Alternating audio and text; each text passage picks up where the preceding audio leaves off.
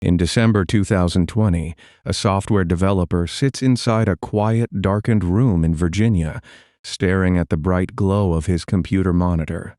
He feeds a 51-year-old grid of complex geometric symbols into a custom decryption program designed to hunt for hidden patterns. For over half a century, the elite cryptanalysts of the Federal Bureau of Investigation, military intelligence officers, and government supercomputers met absolute failure when attempting to crack this precise matrix. The heavy tower of the computer whirs as the processor executes millions of continuous calculations testing abstract mathematical theories against a wall of structural noise. Without warning, coherent English words begin to fracture the chaotic jumble of crosses, shaded triangles, and backward letters displayed on the screen. The translated message emerges line by line, taunting the authorities by stating the killer does not fear the gas chamber and confirming a famous television imposter is a complete fraud. This precise breakthrough shatters a historical stalemate, forcing the infamous 340 cipher to surrender its terrifying secrets to a private citizen. The monumental discovery exposes the dark psychology of America's most elusive, unidentified serial killer, delivering a taunt the exact way he intended the world to read it in the fall of 1969.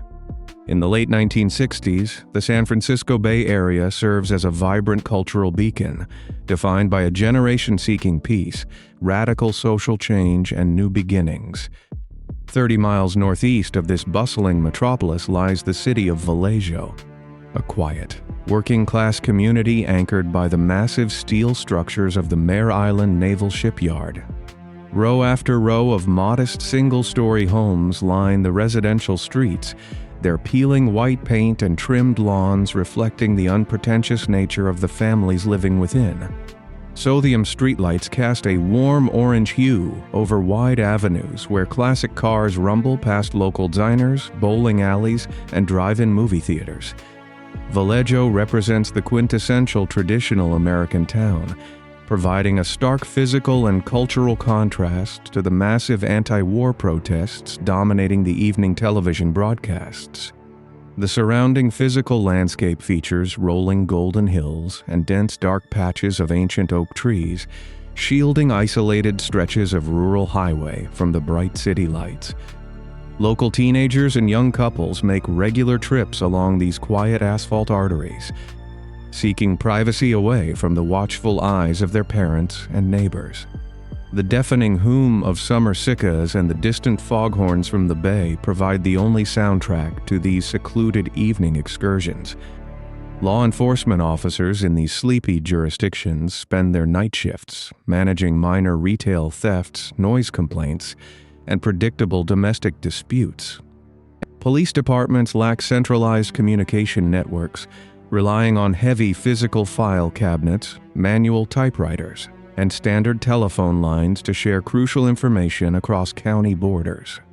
Detectives harbor zero expectations of encountering complex psychological warfare, viewing their community as an impenetrable fortress of normalcy. This profound lack of institutional preparation leaves the entire region vulnerable to an unseen predator who operates without traditional motives or geographic boundaries. The local youth consider the dark, unlit turnouts of rural California a natural extension of their social lives, parking at isolated gravel lots without a single thought of danger. High school student David Faraday, 17 years old, and Betty Lou Jensen, 16 years old, represent the innocent, trusting heart of this quiet community.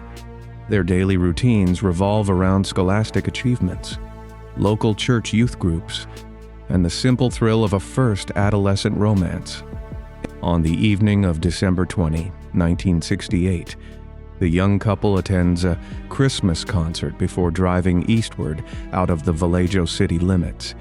They travel along Lake Herman Road, a desolate two-lane strip of uneven asphalt winding through barren cattle ranches, steep ravines, and heavy brush. The physical geography of this location offers zero artificial illumination, surrounding any parked vehicle with an impenetrable wall of heavy, suffocating darkness. The nearest residential property sits miles away, eliminating any chance for witnesses to hear a cry for help over the biting winter wind. Farther north, 22-year-old Darlene Ferrin and 19-year-old Michael Mago share a similar fondness for evening drives, frequenting popular late-night restaurants before retreating to the quiet outskirts of town. Darlene works as a popular waitress, her warm smile and generous nature making her a beloved figure among the local diner patrons. Michael, a quiet and gentle young man, looks forward to a long future, his personal hopes mirroring the bright optimism of the surrounding era. The vast physical distances between these rural sanctuaries create massive logistical blind spots for the few patrol cars tasked with monitoring the expansive county lines. The absolute isolation of these secluded gravel turnouts transforms ordinary teenagers into captive targets with no avenues for escape. The profound sense of security defining Vallejo meets a brutal, permanent end on the freezing night of December 20, 1968. The quiet peace of Lake Herman Road fractures under the deafening crack of unprovoked fatal gunfire, extinguishing the futures of David and Betty Lou. 7 months later, the dense shadows of Blue Rock Springs Park conceal another devastating ambush, stealing Darlene away from her young family and leaving Michael with severe lifelong physical trauma. The horrific reality of these crimes forces the community to recognize that an organized predator roams their streets, selecting targets with terrifying randomness. The Vallejo Police Department, the Solano County Sheriff Office, and the Napa County Sheriff Office find themselves drowning in immediate logistical nightmare. Rigid jurisdictional protocols force these distinct law enforcement agencies to maintain separate evidence rooms, creating a fractured investigation from the very beginning. Crucial details slip through the cracks of bureaucratic paperwork, as detectives in one county remain unaware of physical evidence collected just a few miles away. Investigators accustomed to solving crimes of passion or financial greed stare at crime scene photographs devoid of any logical connection between the perpetrator and the victims. The local authorities scramble to establish a defensive perimeter, but the vast geography of the Bay Area renders their standard patrol tactics futile. The atmosphere of Vallejo transforms from working-class normalcy to suffocating paranoia, with parents bolting their doors and teenagers abandoning their evening routines.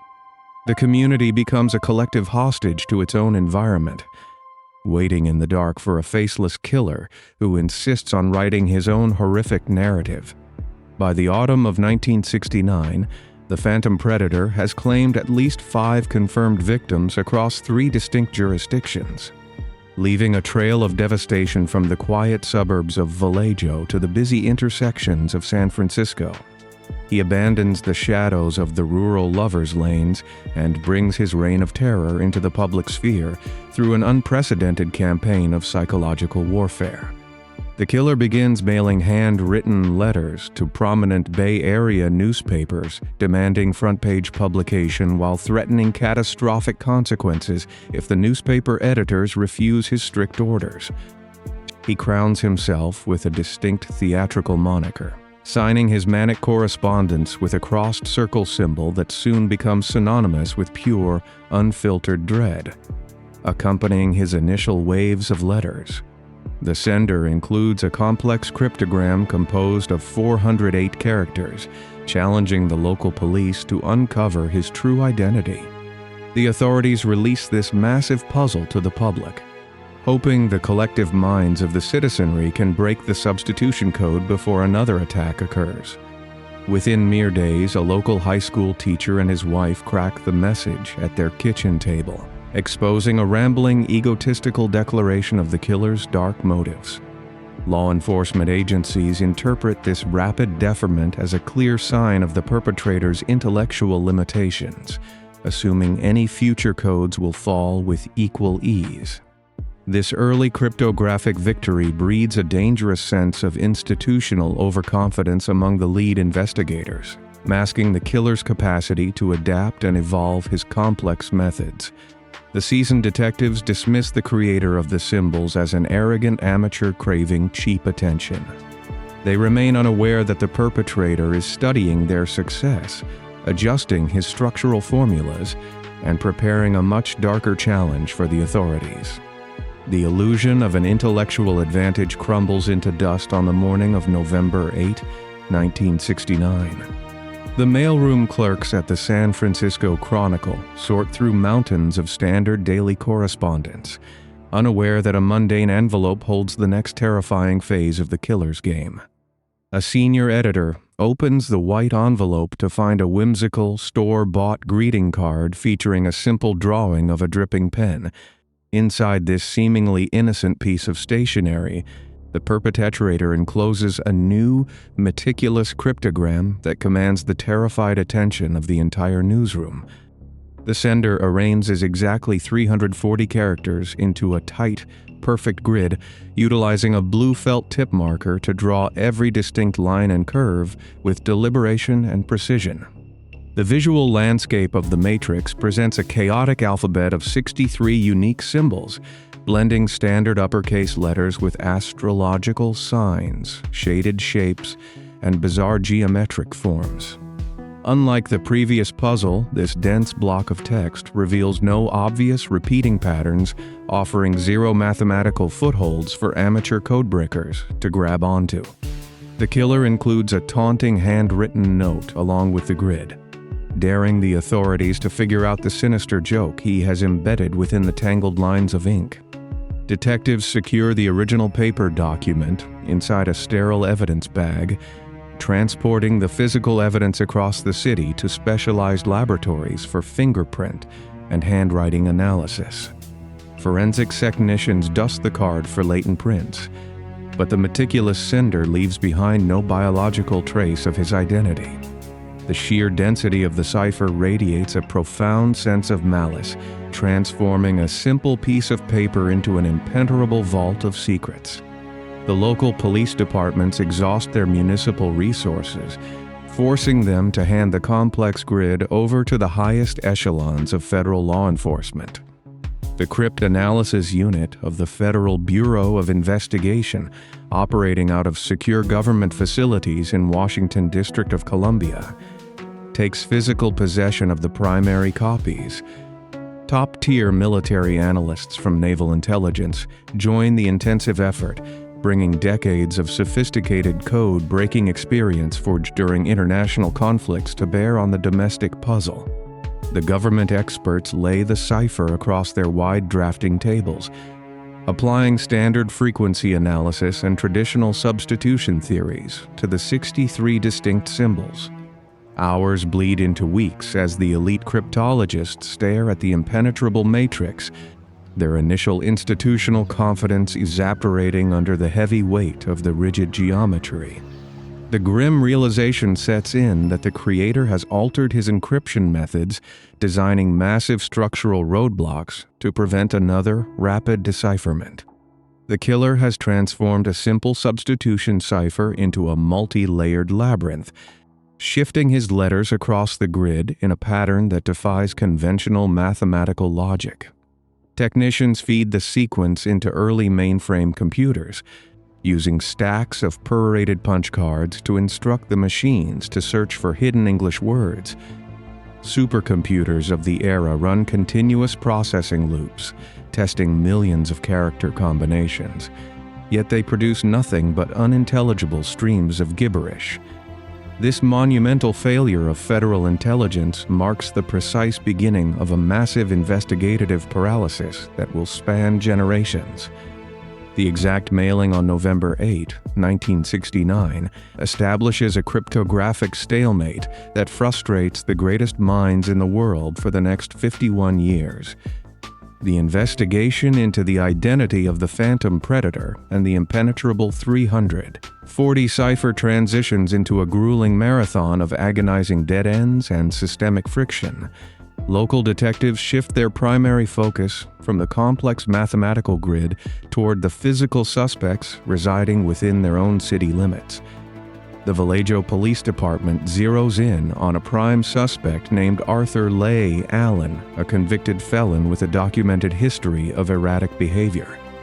Allen resides in a cramped metallic trailer situated in a dusty, sun-baked mobile home park resting on the heavy industrial edge of Vallejo. The physical geography of this location places him minutes away from the isolated gravel turnouts where the first young victims met their permanent end. Investigators uncover a piece of circumstantial evidence linking the suspect to the exact persona adopted by the killer. Allen wears a heavy metallic wristwatch manufactured by a brand named Zodiac, featuring the exact crossed circle symbol the perpetrator uses to sign his terrifying letters. The seasoned detectives secure the sterile, windowless interview rooms at the local precinct and begin questioning the suspect, noting his unusual demeanor and specific knowledge of the crime scenes. He admits to possessing hunting knives covered in biological material in his vehicle on the dates of the attacks, claiming he used them to process wild chickens. Investigators document every detail of his statements, comparing his timeline against the established chronological map of the attacks. The sheer volume of circumstantial connections creates a thick atmosphere of anticipation within the Vallejo precinct. The lead detectives feel certain they have cornered the monster hiding behind the intricate ink symbols. Despite the overwhelming circumstantial evidence, the rigid bureaucracy of the legal system builds an impenetrable wall between the investigators and a conviction. The Vallejo Police Department attempts to build a concrete case against Arthur Leigh Allen in 1971, but they face immense systemic hurdles regarding evidence sharing. The San Francisco Police Department maintains strict legal jurisdiction over the most recent urban attack and possesses the original handwritten letters, forcing a logistical bottleneck between the two agencies. Vallejo detectives submit multiple legal requests to obtain the original documents, navigating a maze of carbon copy paperwork and strict chain of custody protocols. When the separate departments coordinate their efforts, they mandate a comprehensive handwriting analysis using leading experts from the Department of Justice. Law enforcement officers force Allen to provide dozens of physical handwriting samples, commanding him to write with both his left and right hands.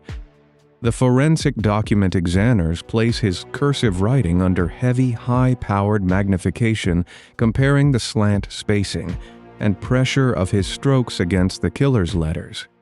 The resulting analysis delivers a devastating blow to the momentum of the entire investigation. The experts declare that Allen's handwriting does not match the distinct, frantic scrawl of the perpetrator. The district attorney reviews the forensic report and refuses to authorize a formal arrest warrant, citing the absolute lack of direct physical evidence connecting Allen to the crime scenes. This specific legal loophole allows the prime suspect to walk out of the police station without a single charge. The grieving families of the victims watch the justice system fail them in real time, their hopes shattered by the strict requirements of circumstantial law. While the physical pursuit of the prime suspect hits a brick wall, the Federal Bureau of Investigation maintains a relentless siege against the 340 cipher. The federal cryptologists operating out of the Washington District of Columbia refuse to abandon the dense grid, feeding the 63 symbols into successive generations of massive mainframe computers. Throughout the 1970s, the perpetrator ceases his communications with the press, leaving the uncracked code as the only remaining tether to his dark psychology. The government technicians hypothesize that the killer utilized a homophonic substitution method, meaning he assigned distinct symbols to represent the most common letters of the alphabet.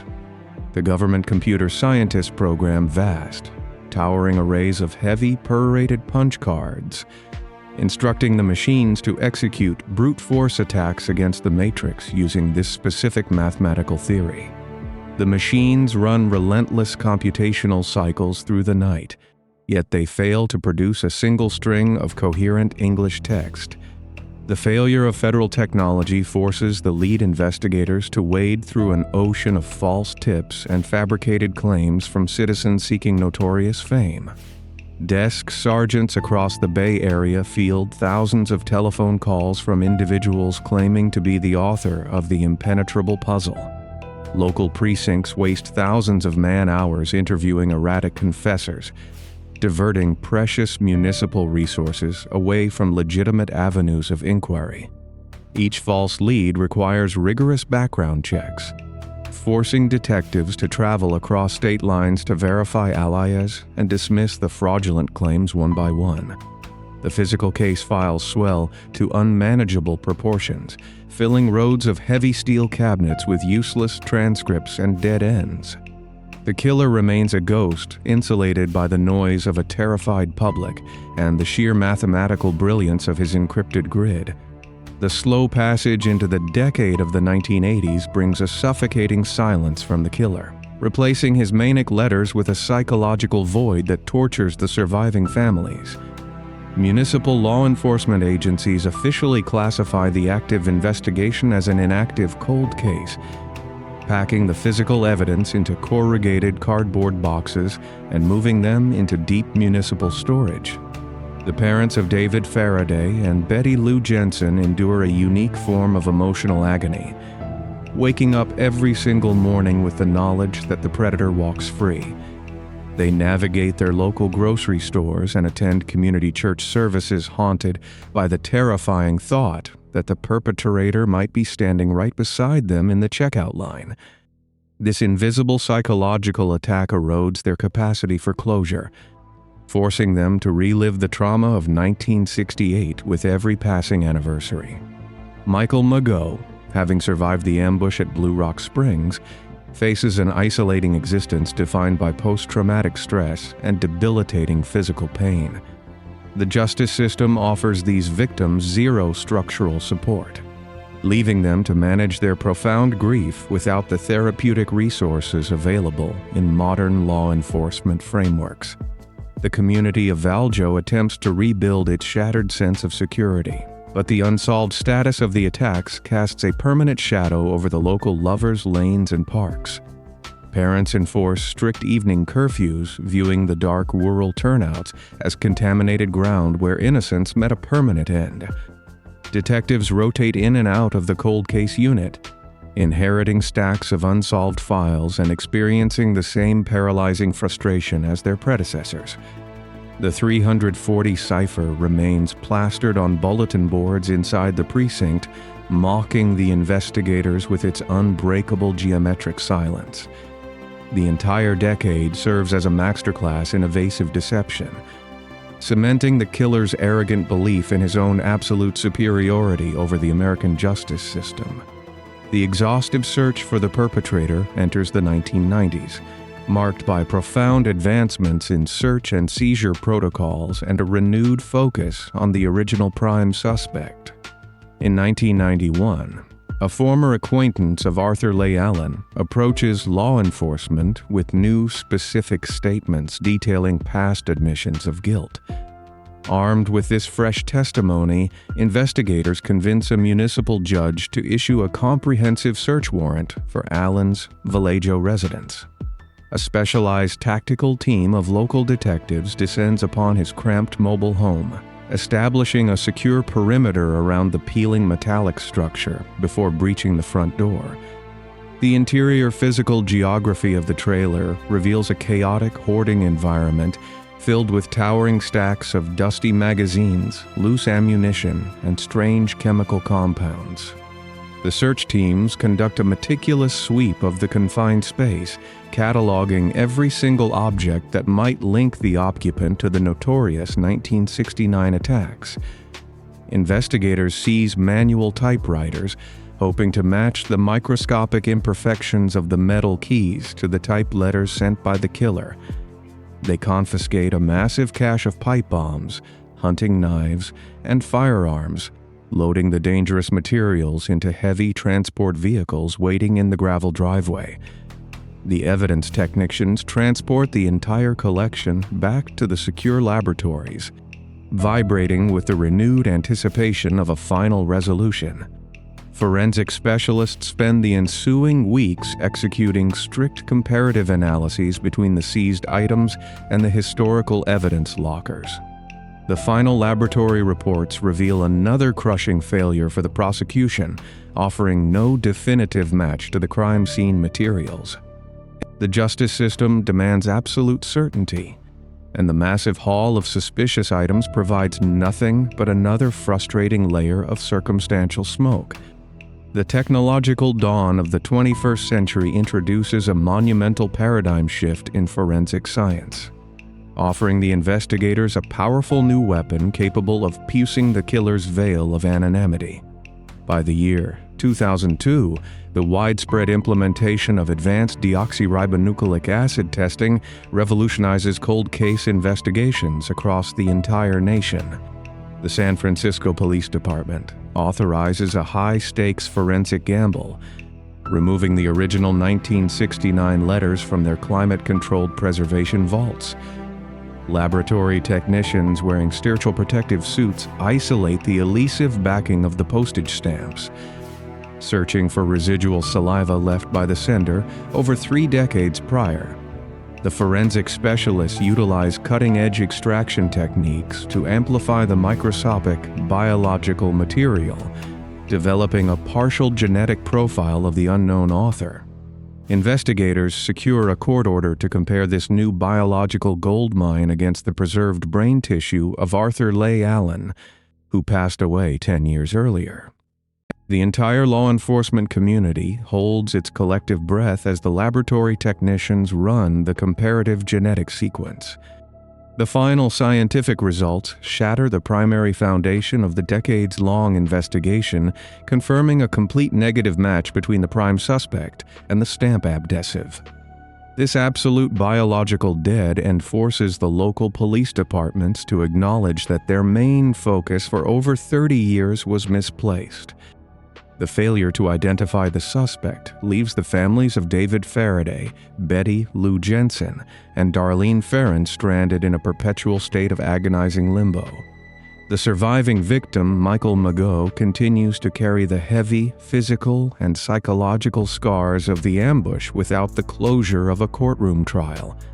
The genetic revelation solidifies the terrifying reality that the true predator remained invisible to the detectives from the very beginning. With the physical evidence locked behind biological dead ends, the battleground for justice shifts into the digital realm where a new generation of investigators takes up the mantle. The proliferation of the internet allows amateur sleuths, mathematicians, and true crime researchers to digitize the entire case file, sharing high-resolution images of the 340 cipher across global networks. In the year 2006, a software developer named David Oranchak encounters the complex geometric grid while browsing a public online archive. Oranchak operates out of a modest climate-controlled residential office located in the state of Virginia, surrounded by dual monitor setups and towering stacks of computer hardware. The dense structural noise of the 63 symbols captures his analytical mind, sparking a relentless obsession that will consume the next 14 years of his life. He transforms his workspace into a digital laboratory, studying the historical failures of the federal government and mapping out new avenues of mathematical attack. Oranchak recognizes that the elite military analysts failed because they assumed the killer wrote the message in a standard left-to-right format. He begins writing hundreds of custom computer programs designed to manipulate the grid, instructing his software to read the symbols in vertical columns, diagonal lines, and reverse spirals. His daily routine becomes a grueling cycle of coding, testing, and absolute failure. As the cipher resists every algorithmic assault he throws against its rigid walls, the software developer sacrifices countless weekends and late nights staring at the glowing monitors while his programs churn through millions of character permutations. He experiences the same profound frustration that paralyzed the federal cryptologist decades earlier. Watching his computer output endless streams of unintelligible garbage, The mathematical fortress constructed by the killer in 1969 proves to be an engineering marvel of deception and misdirection. The decade-long stalemate forces Oranchak to expand his digital arsenal and seek out specialized minds capable of matching the killer's structural genius. He documents his continuous failures on public forums, sharing his custom source code and detailed mathematical observations with a niche community of global codebreakers. The vast physical distances separating these amateur cryptologists evaporate through the power of instant digital communication, creating a decentralized task force dedicated to cracking the matrix. Oranchak studies the underlying geometry of the grid, noticing distinct clusters of symbols that suggest the creator broke the message into 3 separate horizontal blocks.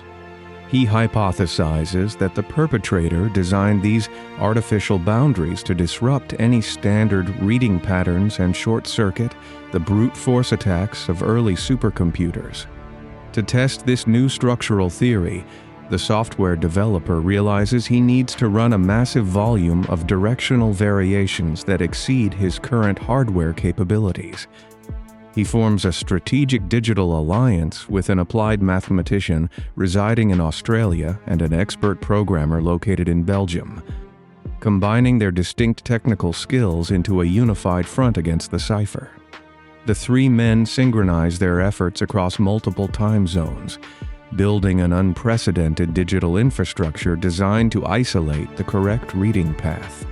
They map out hundreds of thousands of different directional permutations, programming their machines to hunt for subtle linguistic patterns hidden within the chaotic noise. The collaborative team strips away the esoteric astrological signs and geometric shapes, treating the cipher purely as an advanced mathematical puzzle requiring a precise directional key. Their rigorous, day-by-day dedication brings them closer to the hidden truth, setting the stage for a final confrontation with the terrifying legacy of the Phantom Predator. The long shadow cast over the Bay Area prepares to lift, as the digital task force zeroes in on the specific geometric sequence the killer used to bury his words. The chronological end of this structural mystery arrives in the first week of December of the year 2020. David Oranchak operates out of his Virginia home office, surrounded by glowing monitors, casting a pale light across his heavy wooden desk. He coordinates a digital offensive with Sam Blake, an applied mathematician stationed in Australia, and Jarl Van Eyck, a programmer located in Belgium. The physical geography separating these 3 men spans vast oceans, yet their server connection forms a unified, windowless laboratory.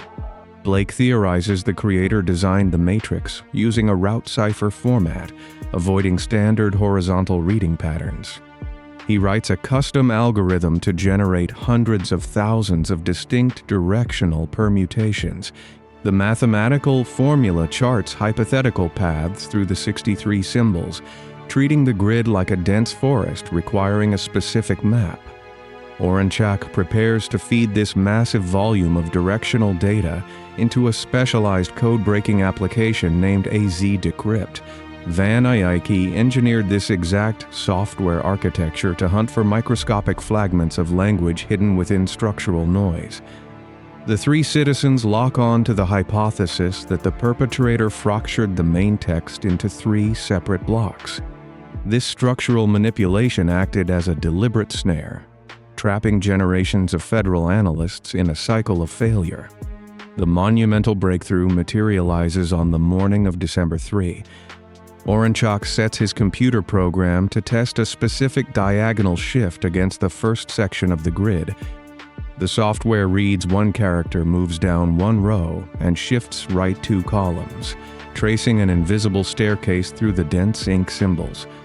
The processor hums under the heavy computational load, executing thousands of continuous substitution checks per second. Without warning, the chaotic interface fractures, yielding coherent fragments of distinct English text. The words gas chamber and television show flash across the digital display, piercing the impenetrable silence of the previous half-century. Orenchak stares at the monitor, his pulse racing as the mathematical lock begins to turn. The software exposes the specific geometric trick used by the Phantom Predator to bury his taunts. The perpetrator shifted his letters along a rigid diagonal axis and broke the cipher into an uneven sequence of rows. This exact configuration rendered the brute force attacks of massive government supercomputers useless during the 1970s. The simple application of diagonal movement forces the dead symbols to surrender their terrifying secrets. By December 5, the Digital Task Force reconstructs the entire 340-character grid. The team pieces together the shattered segments, aligning the diagonal read path across all 3 distinct horizontal blocks. The translated message emerges in full, exposing a chilling stream of consciousness devoid of proper punctuation or traditional spelling. The text aligns with the precise historical timeline of October 1969. During that specific month, a mental patient placed a telephone call to a live television broadcast and claimed the identity of the Phantom Predator. The decoded cipher references this exact broadcast. Confirming the true perpetrator watched the spectacle unfold from the shadows. The author boasts about his lack of fear regarding the gas chamber, insisting he possesses a legion of victims ready to serve him in the afterlife. The private team verifies every single mathematical step of their work, ensuring absolute accuracy before contacting the authorities. They package their digital findings into a comprehensive technical report and transmit the data to the Federal Bureau of Investigation. 3 amateur codebreakers armed with consumer hardware conquer the exact puzzle that defeated top-tier military intelligence NEA,